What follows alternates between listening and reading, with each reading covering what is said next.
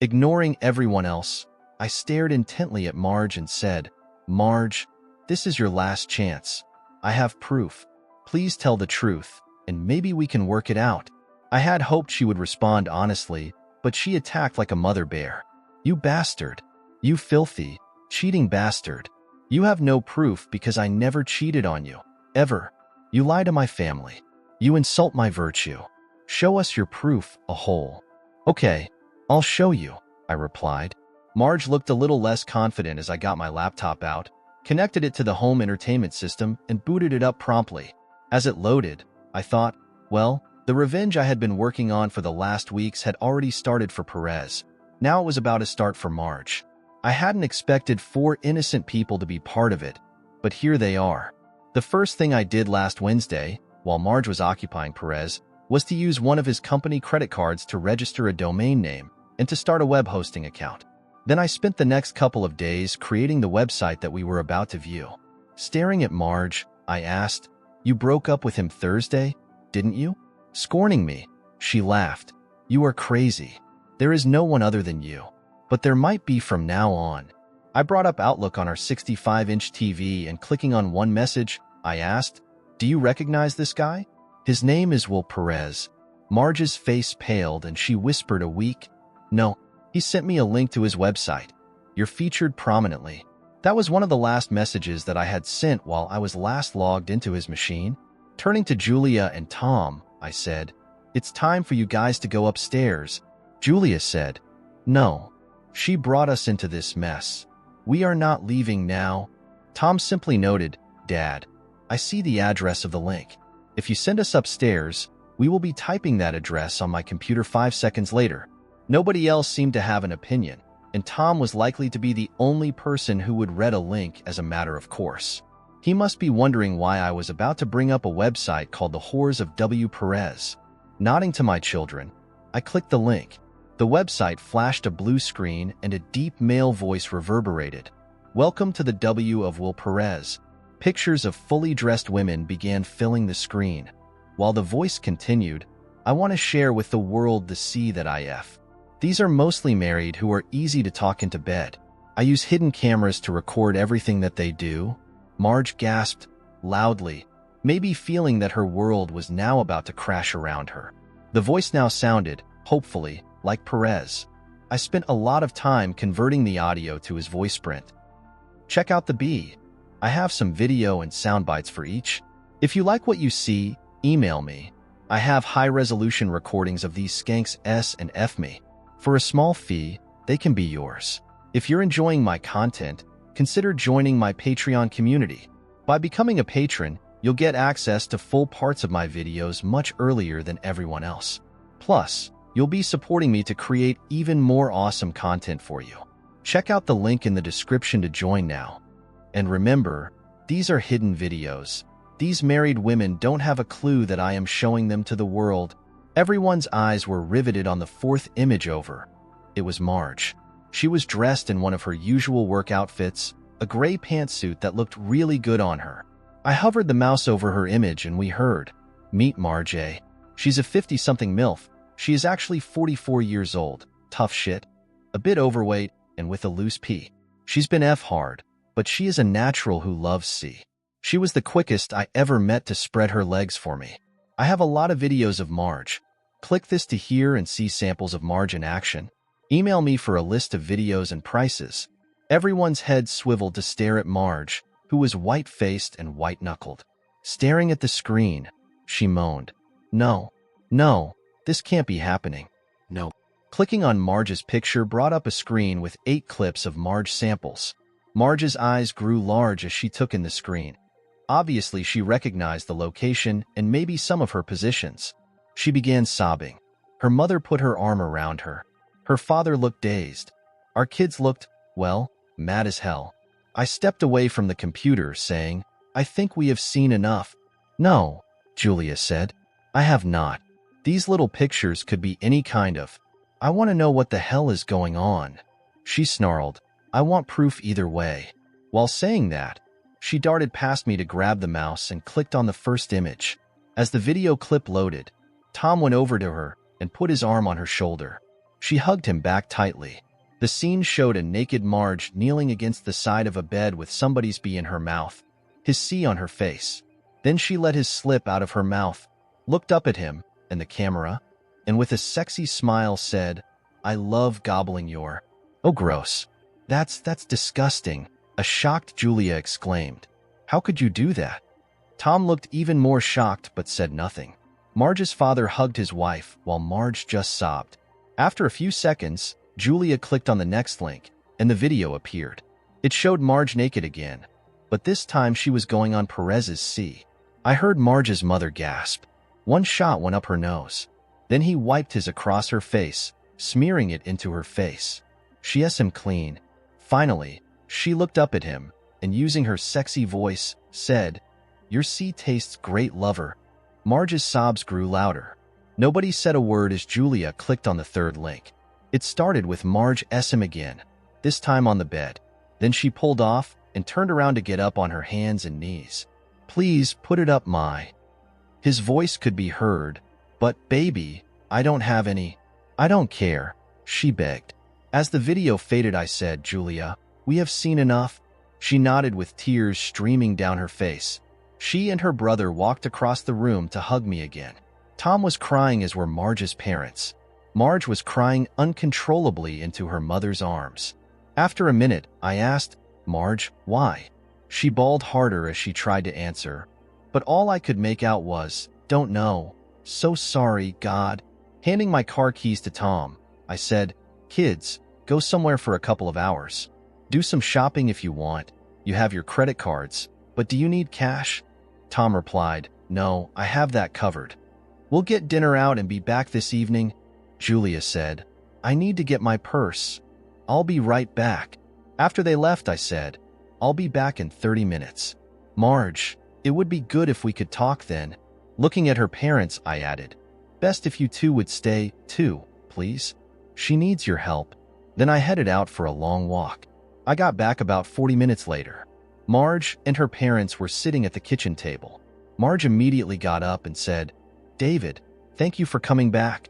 I nodded and said, "Sit, please. We have one more problem to discuss." Marge's face paled again. I noticed as she sat down how red her eyes were. I sat down across from her at the four-person round table and said, "Marge, Perez was arrested today." Her eyes grew wide again. "George has been investigating improprieties at your office for a couple of months.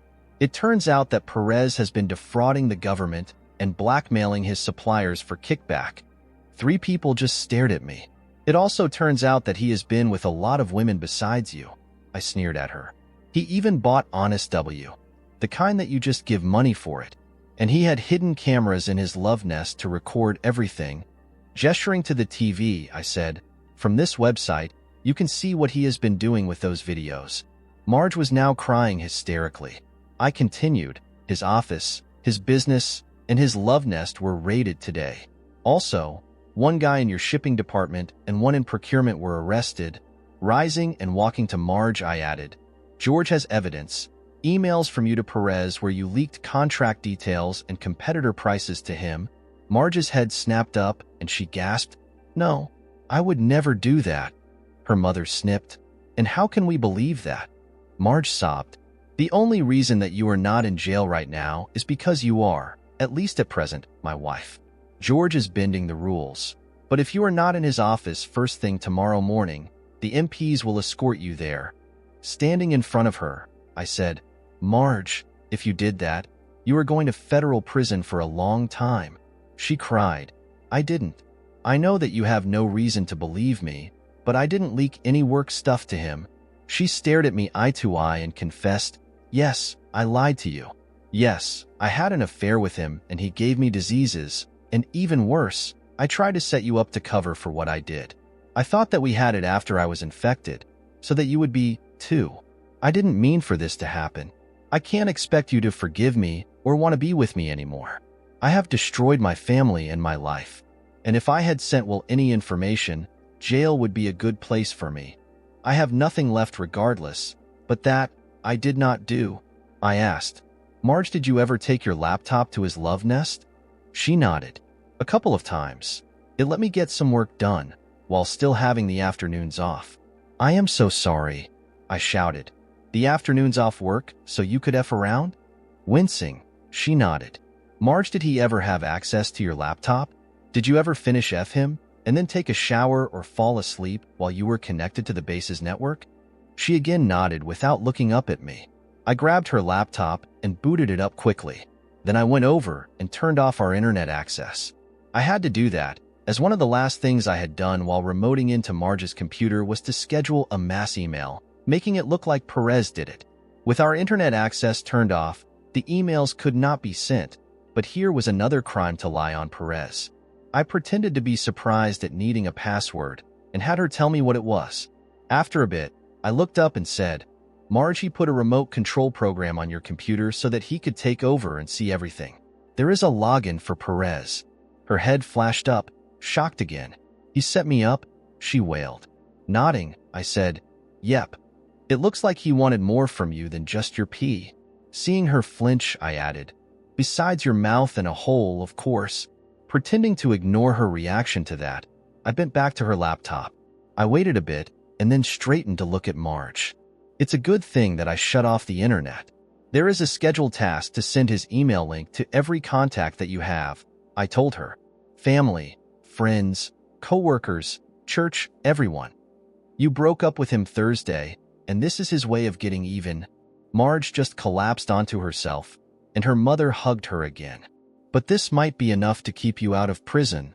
All three stared at me, so I added, This shows that he had remote control of your computer and could use it to get sensitive data from it. Right now, George thinks that you emailed Perez those documents. This shows that Perez could have done it. And that website logs IP addresses. If you are not lying, Marge, it will show Perez logging into your computer at the times that your emails to him went out. It may clear you. The other part of my revenge was that I had installed the camera software on Perez's computer and copied all of the video files to his hard drive. It now looked like he was guilty of taping his S scenes. The RP video was included, and since it now looked like these were his videos, they were admissible in court. Perez was in more trouble than he yet knew. I also sent the audio files of his blackmail efforts to his computer. George would be able to use those as well. Finally, from Perez's computer, I had logged into Marge's and emailed him her active quotes. The login website would show that it went from Perez's motel IP address to Marge's computer. Fast forwarding a few months. After Perez's final criminal sentencing hearing, he had been convicted of RP, sodomy, and filming hidden videos. Once released from prison, he would have to register as a S offender. He was also convicted of theft, fraud, extortion, and racketeering. Marge had to testify about her affair in 4 open court trials, all of which made the newspapers and evening news reports. He never wavered in proclaiming his innocence about the website and the hidden cameras. But since the programs and the files were on his computer, and the young lady testified about her RP, the court took affront and acted more harshly. He was sentenced to a total of 23 years in prison and had to serve 11 years before any chance of parole. The day that he entered prison, both the IRS and the state tax people served notice on Perez that they were seeking back taxes on the bribes that he received, as well as auditing his companies. On his second day in prison, his wife had him served with divorce papers. A week later, George and I were sitting in the bar where Mary no longer worked. Her new job in base procurement allowed her to quit the bar and enter nursing school in their latest night class. I reminded George to tell me what I owed him for his recording devices that I had donated to Perez. He promised that he would and then, grinning widely, added, Also, you and I spent $1,500 apiece yesterday. Good for us, I replied. This gin and tonic is not as good as Mary made, but it's not bad either. Ignoring me, George continued, It just happens that I know the supervisor of the guards over where Perez is staying, and I happened to see the guy over at his favorite bar the other day.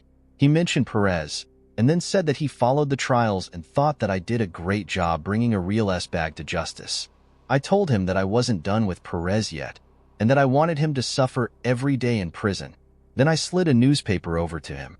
Underneath was an envelope with $3,000 of our money. By now, the white gang has been told that Perez consorted with a black woman. The black gang knows that he abused a black woman. The military guys have learned that he brutally RP one of our own. The guard's job is to make sure that Perez stays alive and suffers for his full sentence. And then, I don't care. I stared at George for a long time, and then finally said, "Thanks." About then, Mike walked into the bar. He looked like shit as he walked over to us. I ordered a new round of drinks. The new barmaid was making better gin and tonics. I had expected Mike to show up tonight. I had told him where I would be. It was this afternoon that, with regret, I had handed him a copy of the file where our wives spoke of their infidelities and told him of what had transpired between Marge and me. Mike sipped his gin and then turned and said, "George, I would like to rent some surveillance equipment from you." And so it began again. 2 weeks later, Perez had a civil hearing concerning his tax evasion charges. I didn't know about it, but now it is obvious that Marge was following his trials. She was in the courtroom that day. As I reached down to pick up a handful of dirt, I remembered watching the courtroom tape and seeing Marge suddenly standing to face Perez, wearing that same gray pantsuit. She brought my Smith & Wesson .357 Magnum up and put 3 bullets neatly in Perez's chest. The 2 bailiffs responded with a hail of gunfire. Slowly, I let the dirt fall onto the coffin of the love of my life. I realized that, yes, I had my payback, and that I would have to live with that knowledge for the rest of my life.